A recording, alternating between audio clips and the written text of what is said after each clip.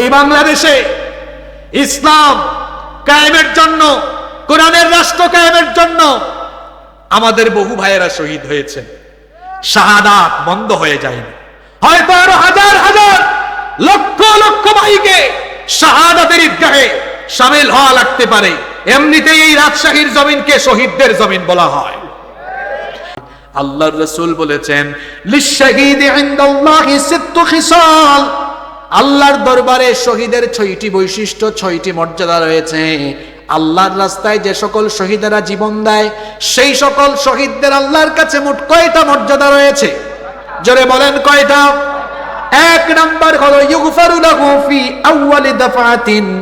1 number হলো শহীদের শরীর থেকে যখন প্রথম রক্তের ফোঁটা পড়ে যায়, তখনই তার সমস্ত গুনাহগুলো মাফ হয়ে যায়। শুধু তাই নয়, ওয়ারা মাকাদুহু মিনাল জান্নাহ, শহীদের শরীর থেকে যখন তার প্রাণ চলে যায়, সঙ্গে সঙ্গে তার চক্ষু দিয়ে আল্লাহ তার জান্নাতে অবস্থান দেখিয়ে দেন। এজন্য শহীদেরা মরণের সময় মরণের যে ব্যথা আছে, যন্ত্রণা আছে, তা অনুভব করতে পারে না।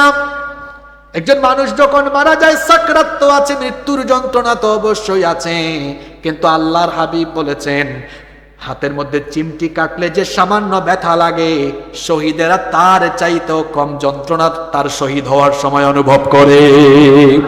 আমি যদি উদাহরণ দেই, তাহলে উদাহরণটা হবে এমন, একটা বাচ্চা শিশু, দুগ্ধ শিশু যেমন কান্না করলে তার মা এসে তাকে যখন দুধ পান করায়, আর দুধ পান করে করে বাচ্চা শিশুটা যেমন ঘুমিয়ে যায়, শহীদেরা যখন শহীদ হয়ে দুনিয়া থেকে চলে যায়, ফেরেশতারা যখন জান্নাত তার চোখের সামনে তুলে ধরে, জান্নাতের দৃশ্য দেখতে দেখতে আরাম করে তারা ঘুমিয়ে যায়। এটা হলো শহীদের 1 নম্বর মর্যাদা। 2 নম্বর হলো ওয়ায়ুজারু মিন আযাবিল কবর। কবরের মধ্যে সবার হিসাব বিচার আছে না নাই? কিন্তু এক শ্রেণীর মানুষ যারা শহীদ হয়, শহীদের কাছ থেকে আল্লাহ তাআলা কবরের মধ্যে কোনো প্রশ্ন, কবরের মধ্যে কোনো হিসাব নিবেন না, বিচারও করবেন না, তাদেরকে আল্লাহ কবরের শাস্তি থেকে পরিত্রাণ করে দিবেন। 3 নম্বর হলো ওয়ায়ামানু মিনাল ফাজাইল আকবার, কিয়ামতের মহাভীতি থেকে তাদেরকে আল্লাহ নিরাপত্তা দান করবেন। 4 নম্বর হলো ওয়ায়ুদাউ আলা রাসিহি তাজুল ওয়াকার লিয়াকুতাহু মিনহা খায়রুম মিনাদ দুনিয়া ওয়া মা ফিহা। 4 নম্বর হলো কিয়ামতের ময়দানে ইয়াকুত পাথরের তৈরি মুকুট আল্লাহ তাদের মাথার মধ্যে পরিধান করাবেন। যা হবে দুনিয়া এবং দুনিয়ায় যা কিছু আছে সব কিছুর চাইতে উত্তম। পড়েন সুবহানাল্লাহ। 5 নম্বর হলো وَيُزَوَّجُ 72 زَوْجَةٌ مِّنَ الْحُورِ الْعِينِ।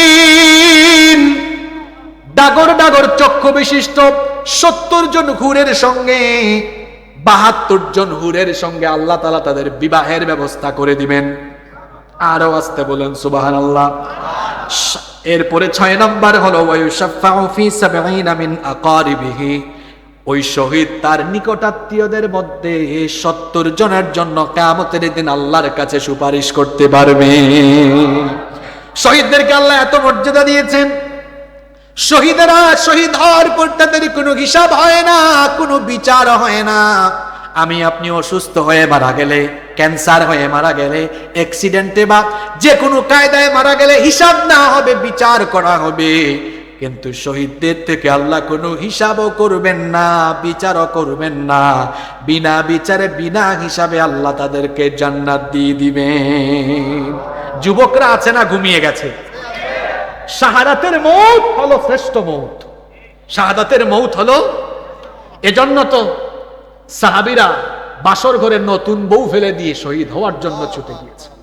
আপনি অনুভূতি বুঝে না, বিয়ে করার পরে তো 2-3 সপ্তাহ অফিস থেকে ছুটি নিয়ে নেয় নতুন বউয়ের সাথে সময় কাটানোর জন্য। আর ওইদিকে হানজালা রাদিয়াল্লাহু আনহু, যাকে বলা হয় গাসাসুল মালাইকা, ফেরেশতাদের গোসল দিয়েছে। আল্লাহু আকবার! দুনিয়ার কোনো মানুষ না, গোসল দিয়েছে কি? ফেরেশতা। বাসর ঘর থেকে নতুন বউ ফেলে জিহাদের ময়দানে শহীদ। সুবহানাল্লাহ পড়বেন না? মুতার যুদ্ধের শহীদ আব্দুল্লাহ বিন রাওয়াহা বাসর ঘরে বিবি ফেলে দিয়ে তারপরে শহীদ হয়েছেন আরো একজন যুবকের কাহিনী আমার মনে পড়ে গেল। ঘটনাটা কি বলবো? জুলাইবিব রাদিয়াল্লাহু আনহু। আহারে জুলাইবিব ছিলেন আমার যুবক তরুণ কলেজ বিশ্ববিদ্যালয়ের ছাত্র ভাইয়েরা শোনেন, জুলাইবিব ছিলেন আপনাদের মতো একজন অল্প বয়সী তরুণ, অল্প বয়সী যুবক। অখ্যাত গোত্রের অখ্যাত বংশের একজন লোক ছিলেন তিনি। খুবই গরিব মানুষ, অত্যন্ত নিঃস্ব অসহায় দরিদ্র পরিবারের মানুষ। চেহারাটা ছিল কুৎসিত, জন্য কেউ কেউ তাকে দামিম বলে ডাকতেন। আরবিতে দামিম শব্দের অর্থ হলো কুৎসিত চেহারার অধিকারী। তার চেহারাটা ছিল কুৎসিত, চামড়া ছিল কুচকুচে কালো, ছিলেন অত্যন্ত বেটে প্রকৃতির কুচকুচে কালো অখ্যাত এই বংশের লোক। নাম হলো জুলাইবিব, যার কোনো বাড়িঘর ছিল না।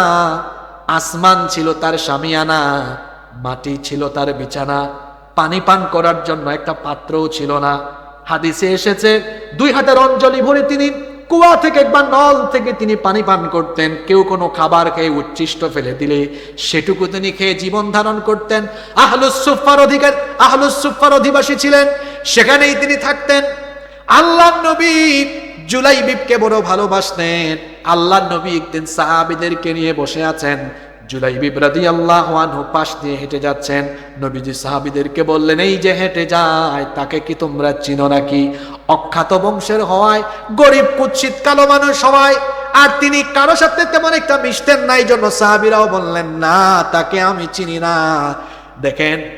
দেখেন দিন কায়েমের নেতৃত্বের গুণাবলী কেমন থাকা দরকার। একেবারে ছোট্ট পর্যায়ের একজন কর্মীর খুঁজো রাখতে হয়, যেটা আদর্শ ছিল মুহাম্মদ সাল্লাল্লাহু আলাইহি ওয়াসাল্লামের। নবীজি বললেন, তোমরা তাকে না চিনলেও কি হবে, তাকে আমি চিনিয়ে হচ্ছে আমার প্রিয় সাহাবী জুলাইবিব। আল্লাহু আকবার। নবীজি জুলাইবিবকে ডাকলেন, ডেকে বললেন, কি ব্যাপার জুলাইবিব, তুমি তো এখনো অবিবাহিত, তুমি কি বিয়ে করবে না? জুলাইবিব তখন বললেন, ইয়া রাসূলুল্লাহ, আমরা সবাই বলি সাল্লাল্লাহু আলাইহি ওয়াসাল্লাম, কে আমাকে বিয়ে করবে? কোন অভিভাবক তার মেয়েকে আমার কাছে বিয়ে দিবে? দেখেন না, কুচকুচে কালো চামড়া, কুৎসিত চেহারা, বেটে মানুষ। আমার তো ভালো কোনো পোশাক আশাক নাই, আর আমার তো ঘর বাড়িও নাই, এমন লোকের কাছে কে তার মেয়েকে বিয়ে দিবে? নবীজি দ্বিতীয় দিন প্রশ্ন করলেন, একই কথা জুলাইবিব জবাব দিলেন। তৃতীয় দিন নবীজি প্রশ্ন করলেন, জুলাইবিব একই রকমের উত্তর দিলেন। এবার নবীজি সেদিন জুলাইবিবকে বললেন, জুলাইবিব, তুমি আমার অমুক আনসারী সাহাবীর বাড়িতে যাও, অমুক আনসারী সাহাবীর একটা কন্যা আছে, মেয়ে আছে, তুমি সেই বাড়িতে গিয়ে বলো, আল্লাহর হাবিব এই বাড়িতে আমাকে পাঠিয়েছেন, নবীজি পয়গাম দিয়েছেন, প্রস্তাব দিয়েছেন আপনাদের মেয়েকে আমার সঙ্গে বিবাহ দিতে। সুবহানাল্লাহ পড়বেন না? জুলাইবিব এবার চলে গেলেন সেই আনসারী সাহাবীর বাড়িতে। খুব খেয়াল দিয়ে ঘটনাটা শোনেন। ওই আনসারী সাহাবী ছিলেন মদিনার একজন ধনাঢ্য ব্যক্তি, তাদের কন্যাও ছিল, তাদের মেয়েটাও ছিল অত্যন্ত সুন্দরী। তিনি গিয়ে দরজায় নক করলেন। দরজায় যখন নক করলেন, ওই আনসারী সাহাবী দরজাটা খুলে দিলেন। বললেন, মান আনতা, আপনি কে? জুলাইবিব বললেন, আনা জুলাইবিব, আমি হলাম জুলাইবিব। বললেন, কেন এসেছেন? কার কাছে এসেছেন? বললেন, আপনার কাছে এসেছি, পাঠিয়েছেন মুহাম্মাদুর রাসূলুল্লাহ সাল্লাল্লাহু আলাইহি ওয়াসাল্লাম। রাসূলের নাম শোনা মাত্রই আনসারী সাহাবী তাকে সঙ্গে সঙ্গে ঘরের ভেতরে ঢুকালেন, সম্মানজনক সুন্দর আচরণ করলেন। তারপরে বললেন, রাসূল কেন পাঠিয়েছেন? জুলাইবিব তখন বললেন, আল্লাহর রাসূল আপনার মেয়ের জন্য প্রস্তাব দিয়েছেন। তখন ওই আনসারী সাহাবী বললেন, আল্লাহর রাসূল যদি আমার মেয়েকে বিয়ে করতে চান, আমি প্রস্তুত আছি, রাজি আছি। জুলাইবিব বললেন, না, আল্লাহর রাসূল বিবাহের প্রস্তাব পাঠান নাই, তিনি নিজের জন্য বিয়ের প্রস্তাব পাঠান নাই, পাঠিয়েছেন আমার জন্য। ওই জুলাইবিবের কথা শুনে এবার আনসারী সাহাবী বললেন, কি বলবেন? রাসূল তো পাঠিয়েছেন, কি বলবেন বুঝতে পারছেন না। বললেন, একটু দাঁড়ান, আমার স্ত্রীর সাথে পরামর্শ করি। ভেতরে চলে গেলেন। দেখবেন বিয়ে শাদীর পরামর্শ আসলে, প্রস্তাব আসলে পরে পুরুষের চাইতে নারীরা ঘাটাঘাটি করে বেশি। আপনাদের রাজশাহীতে মনে হয় একটু কম করে। রাজশাহীর নারীরা জন্য ভালো, ভালো না অনেক? আলহামদুলিল্লাহ। তিনি ঘরের ভেতরে গেলেন, স্ত্রীর সাথে যখন পরামর্শ করলেন, স্ত্রী তখন বললেন, ওয়াল্লাহি, আল্লাহর কসম, এই কুৎসিত কালো চেহারার অধিকারী, আর গায়ের মধ্যে দেখো কেমন ময়লা, চুলগুলো উস্কো খুস্কো, ধুলো মলিন বদনে এসেছে, তার কোনো সম্পদ নাই, এই ছেলের কাছে আমার মেয়েকে বিয়ে দিব না।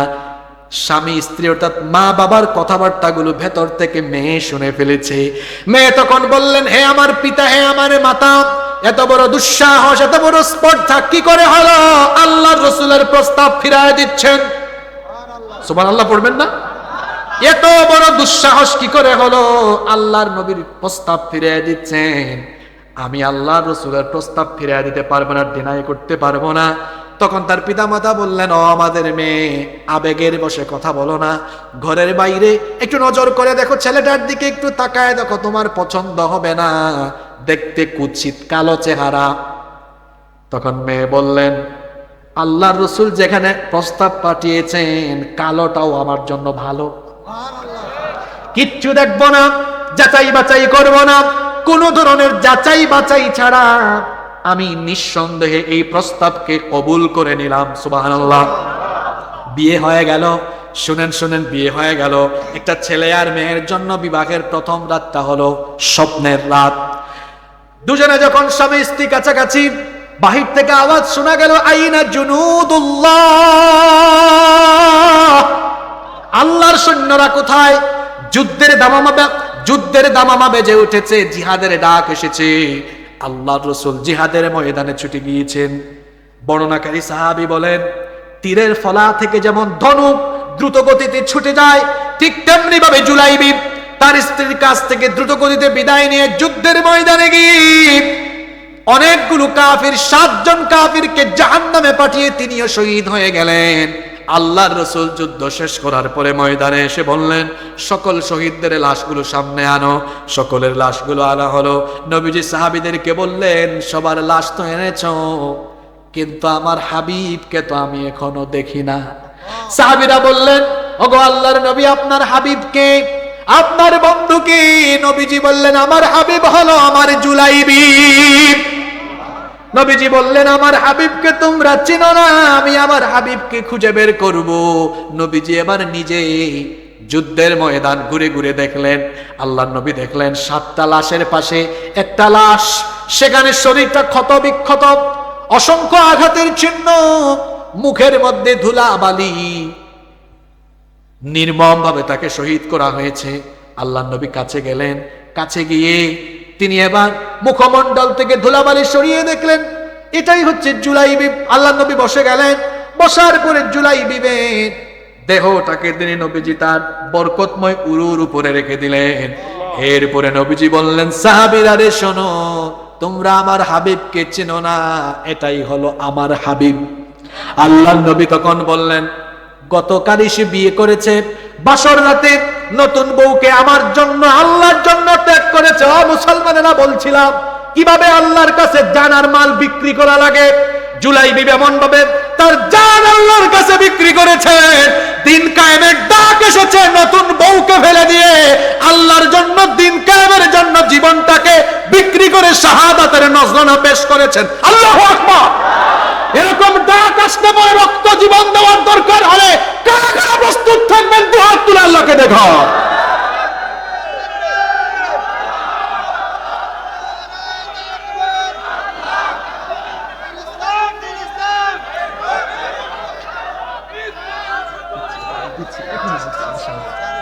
আল্লাহ হাতগুলো কবুল করেন।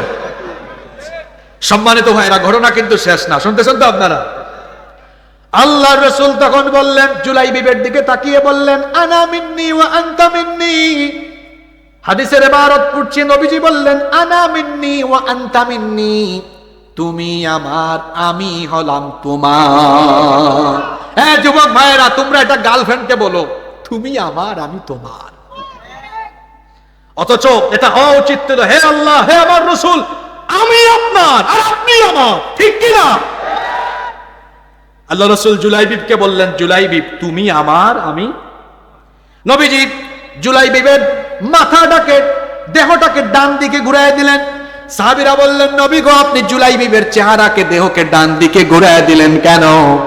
নবীজি বললেন, আমার জুলাইবিব বড় লজ্জাশীল মানুষ, আমার জুলাইবিবের শাহাদাতে আল্লাহ এত খুশি হয়েছেন, সে শহীদ হওয়ার সঙ্গে সঙ্গে জান্নাতি হুরেরা তাকে রিসিভ করার জন্য অভ্যর্থনা জানাতে এগিয়ে আসছে। সেজন্য লজ্জা না পায়, সেজন্য তার দেহটাকে আমি ঘুরাই দিয়েছি। সুবহানাল্লাহ পড়েন। এই রকম করে শাহাদাতের জজবা, শাহাদাতের তামান্না দিলের ভেতরে রাখতে হবে, মনে রাখতে হবে শাহাদাতের মউত হলো শ্রেষ্ঠ মউত। এজন্য দেখবেন যারা আল্লাহর কথা বলে, রসুলের কথা বলে, দ্বীনের কথা বলে, দ্বীন কায়েমের জন্য তাদের জীবন যখন চলে যায় খারাপ লাগে না, হাসতে হাসতে ভি চিহ্ন দেখিয়ে জীবনটাকে আল্লাহর রাহে বিলীন করে দিয়ে যায়। কেন দিয়ে যায় আপনি এটা বুঝেন না? কারণ শহীদেরা পৃথিবীতে থাকতেই জান্নাতের গন্ধ, জান্নাতের গন্ধ নাকে পেয়ে যায়। সুবহানাল্লাহ। এজন্য শাহাদাতের তামান্না দিলের মধ্যে রাখবেন। নবীজি বলেছেন, মান সাআলাল্লাহু শাহাদাতা বিসিদকিন বাল্লাগাহুল্লাহু মানাজিলাশ শুহাদাই ওয়া ইম্মা তালা ফিরাশি। যে ব্যক্তি অন্তরের মধ্যে শাহাদাতের তামান্না, শাহাদাতের কামনা বাসনা রাখবে, সে যদি শহীদ না হয় বিছানায় মারা যায়, শাহাদাতের তামান্না থাকার কারণে আল্লাহ তাকে শহীদি মর্যাদা দান করে দিবেন। মরতেই হবে যখন শহীদি মরণ দিও আমাকে, মরতেই হবে যখন শহীদি মরণ দিও আমাকে। শাহাদাত জানি শুধুই জীবন, সে মরণ দিও আমাকে, মরতেই হবে যখন শহীদি মরণ দিও আমাকে। আমাকে শহীদ করে সেই মিছিলে শামিল করে নিও, যেই মিছিলের নেতা আমির হামজা, খুবাইব খাব্বাব আল্লাহর ছিল যারা অতি প্রিয়, শহীদ করে নিও। সৈয়দ কুতুব হাসান আল বান্না যেই মিছিলে হলো গণ্য, বেরেলো ভীতি তুমির, বেরেলো ভীতি তুমির সৈয়দ কুতুব, সেই মিছিলের সাথী অনন্য। মরণ তো একদিন আসবে জানি, মিনতি তোমার কাছে চিরজীবনের সেই মরণ আমায় দিও, শহীদ করে নিও। আমাকে শহীদ করে সেই মিছিলে শামিল করে নিও। বলে না রে, আল্লাহর জমিনে আল্লাহর দ্বীন কায়েমের জন্য শহীদ হওয়া লাগবে। এই বাংলাদেশে ইসলাম কায়েমের জন্য, কোরআনের রাষ্ট্র কায়েমের জন্য আমাদের বহু ভাইয়েরা শহীদ হয়েছে। শাহাদাত বন্ধ হয়ে যায়নি। হয়তো আরো হাজার হাজার লক্ষ লক্ষ ভাইকে শাহাদাতের ঈদগাহে শামিল হওয়া লাগতে পারে। এমনিতেই এই রাজশাহীর জমিনকে শহীদদের জমিন বলা হয়। যদি এই দেশে ইসলাম কায়েমের জন্য আরো রক্ত আর জীবন দিয়ে শাহাদাতের নজরানা পেশ করা লাগে, রাজশাহীর এই মানুষেরা, শহীদের রক্ত স্নাত এই রাজশাহীর জমিন, রাজশাহীর মানুষ তাকে ঘরে বসে থাকবে নাকি জীবন দেওয়ার জন্য প্রস্তুত থাকবে? আল্লাহ আমাদেরকে কবুল করে নেন। এটা করলে কি হবে? আল্লাহ জান্নাত দিবে, এই ওয়াদা করেছেন কে? তাহলে জানমাল দিব কার পথে? আজকে থেকে জানমাল আল্লাহর পথে দেওয়ার নিয়ত করেছেন তো? তবে আল্লাহ কোরআনে জানের কথা বলে বলেছেন, মালের কথা। আচ্ছা, আমরা মাল আসলেই দিতে পারবো তো আল্লাহর পথে? সত্যি দিতে পারবো তো? একটা টেস্ট হয়ে যাক তো, আসলে আমরা পারবো না? দেখি কারা কারা পারবো, হাত তুলে একটু আল্লাহরে দেখাই। এখন এই পরীক্ষা এখনই এই জায়গাতে হয়ে যাবে। যুবক ভাইয়ের